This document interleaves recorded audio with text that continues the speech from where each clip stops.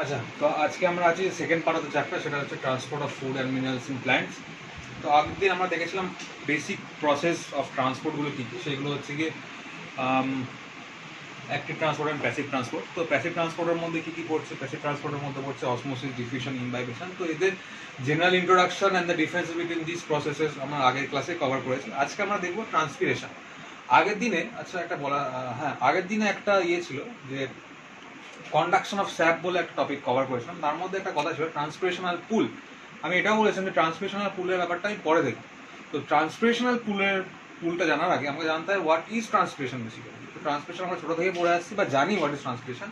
Transpiration মানে হচ্ছে loss of water vapour from the aerial parts of the plant in the form of vapour.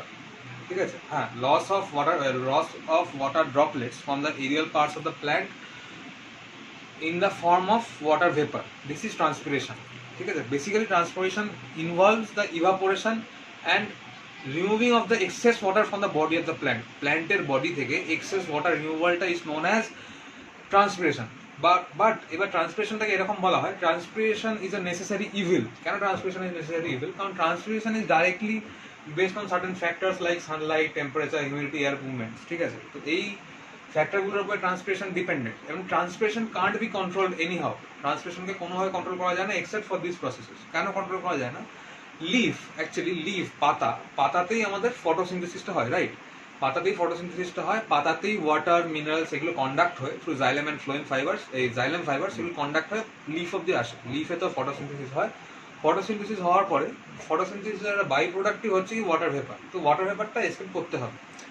আমি যেটা ধরে নিলাম যে ওয়াটার ভেপারটা এসকেপ করবে না, কিন্তু leaf has to open its stomatal pore. কেন it has to open its stomatal pore? To let in carbon dioxide.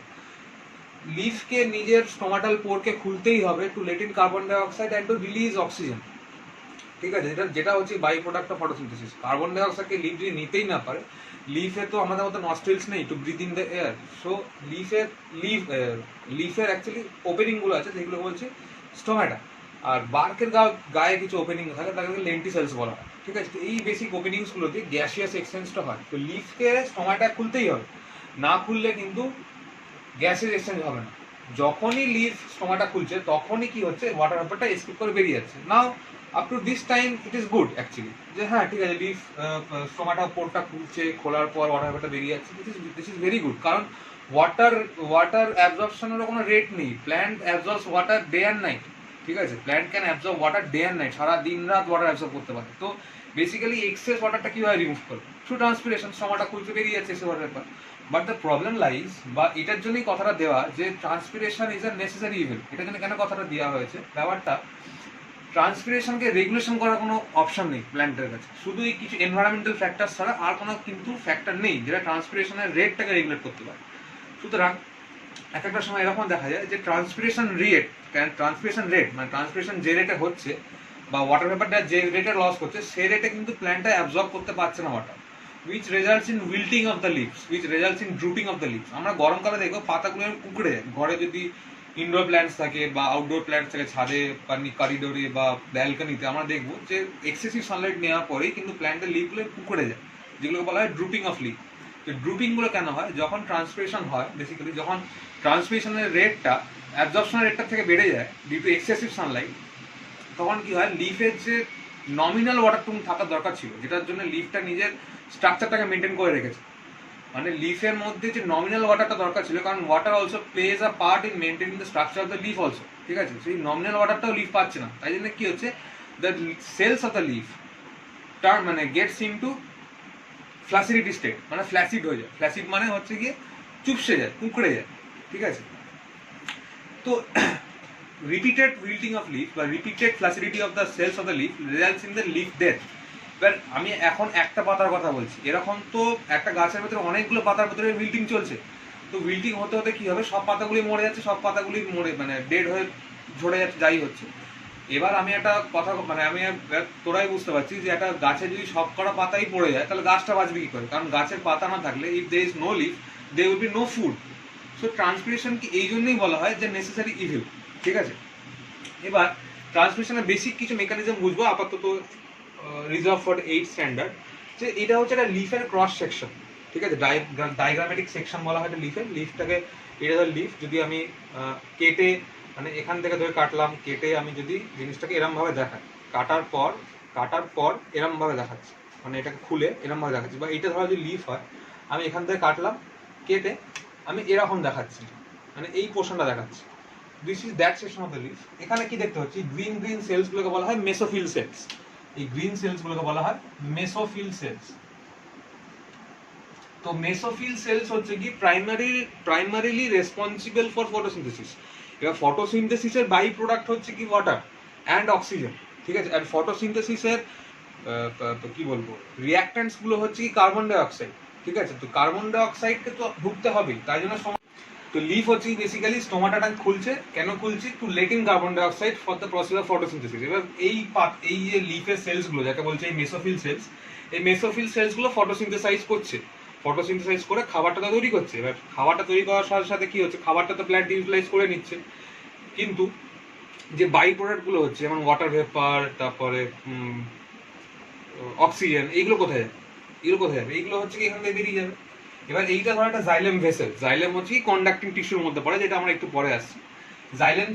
Xylem হচ্ছে কি starting from the root up to leaf অব্দি পৌঁছায়, মানে রুট থেকে ওয়াটারটাকে অ্যাবজর্ব করার পর xylem plays the part in conducting the water upwards to the leaf, লিফের কাছে অব্দি ওয়াটারটা পাঠানোর কাজ আছে জাইলেম। তো জাইলেমটাও একটুখানি দেখিয়েছি এখানে।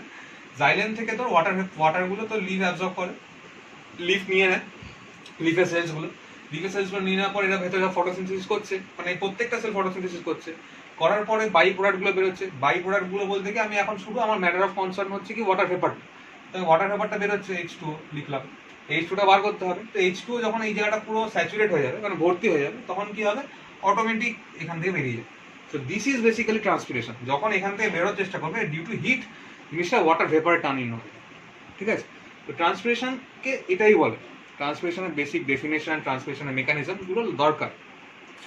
এরপর আসছে গিয়ে factors which regulate the transpiration rate of ট্রান্সপিরেশনকে কারা রেগুলেট করে, এগুলো হচ্ছে চারটি এনভায়রনমেন্টাল ফ্যাক্টরস, যেগুলো হচ্ছে সানলাইট এটা খুব বেসিক ব্যাপার, যে সানলাইট বেশি থাকলে, মানে সানলাইট যদি ব্রাইট সানি ডে হয় তাহলে ট্রান্সপিরেশন রেটটা হাই থাকবে। যদি ডাল ডে হয় বা মেঘলা আকাশ থাকে তাহলে কি হবে, তাহলে কি হবে, ট্রান্সপিরেশন রেটটা কমে যাবে। আচ্ছা, নেক্সট পয়েন্টে আসছি টেম্পারেচার যদি হাই থাকে তাহলে কি হবে, ইভাপোরেশন রেটটা বেশি হবে, সুতরাং ট্রান্সপিরেশনটা বেশি হবে। যদি টেম্পারেচার কম থাকে, মানে শীতকালে ট্রান্সপিরেশন রেটটা কম থাকবে। তারপর হচ্ছে হিউমিডিটি মানে amount of water vapour present in the air. যদি একটা এয়ারে এক্সেসিভ হিউমিডিটি থাকে বা এক্সেসিভ ওয়াটার ভেপার থাকে, তার মানে এটা কি অবভিয়াস না যে প্ল্যান্টের থেকে ওয়াটার ভেপারটা বাইরে বেরোতে পারবে না। মানে if the weather is too much humid, মানে টু মাচ হিউমিড বলতে এক্সেসিভ ওয়াটার ভেপার আছে, মানে যেটাকে আমরা বাংলায় বলে থাকি ভ্যাপসা গরমে কি হয়, ভ্যাপসা গরমে হচ্ছে কি ওয়াটার ভেপারটা বেশি থাকে, তাই জন্য উই ফিল আনইজি, ঠিক আছে। যখন হিউমিডিটি বেশি থাকছে তখন কি হবে, ওয়াটার ভেপার এত বেশি থাকে চারিপাশে, তাই জন্য কি হবে, প্ল্যান্ট থেকে আর এক্সেস ওয়াটারটা বেরোতে পারে না, ঠিক আছে। সুতরাং excess humidity lowers the rate of transpiration, ঠিক আছে, and less humidity pushes the transpiration rate to the higher side, ঠিক আছে। তারপর হচ্ছে এয়ার মুভমেন্ট বা উইন্ড। যদি এয়ার মুভমেন্টস না থাকে লিফের চারিপাশে, কি হয়, ওয়াটার ভেপারগুলো বেরিয়ে লিফের চারিপাশে স্যাচুরেট করে দেবে।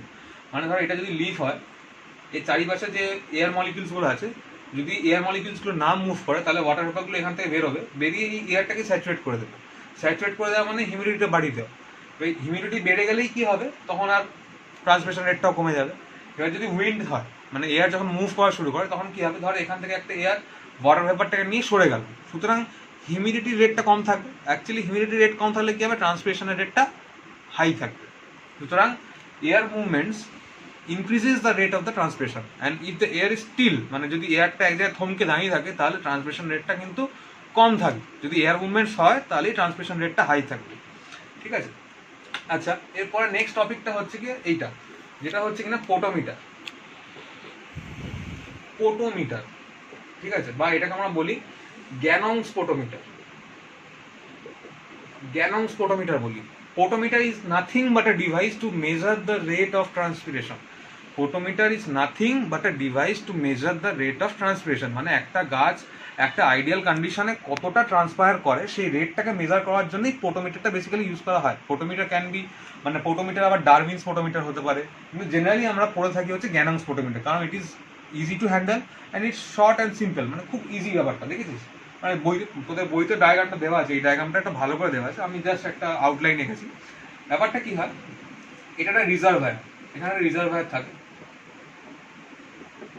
যেটা কিনা এই সলিউশনটাই আছে, এখানে একটা সলিউশন, এটা একটা বিকার, এটা একটা বিকার, বিকারে একটা সলিউশন আছে, এটা একটা ক্যাপিলারি টিউব, ঠিক আছে, ক্যাপিলারি টিউবটা পুরো এক্সটেন্ড করে এই অবধি যাবে, ঠিক আছে, যেটা কিনা ওয়াটারটাকে কন্ডাক্ট করছে। কারণ কেন কন্ডাক্ট করবে, কারণ এই যে প্ল্যান্ট এ তো ধর ওয়াটার অ্যাবজর্ব করা শুরু করবে, ওয়াটার অ্যাবজর্ব করা শুরু করলে থ্রু দিস ক্যাপিলারি টিউব মানে এই বিকারটা থেকে ওয়াটারটা ট্রান্সফার হবে, মানে ওয়াটারটা কন্ডাক্ট হবে, ঠিক আছে। এবার এইখানে ঠিক এই জায়গাটা একটা এয়ার বাবেল থাকে, মানে এটা হচ্ছে কি স্কেলটা বেসিক্যালি, এই স্কেলটার এখানে এয়ার বাবেল থাকে, ঠিক আছে।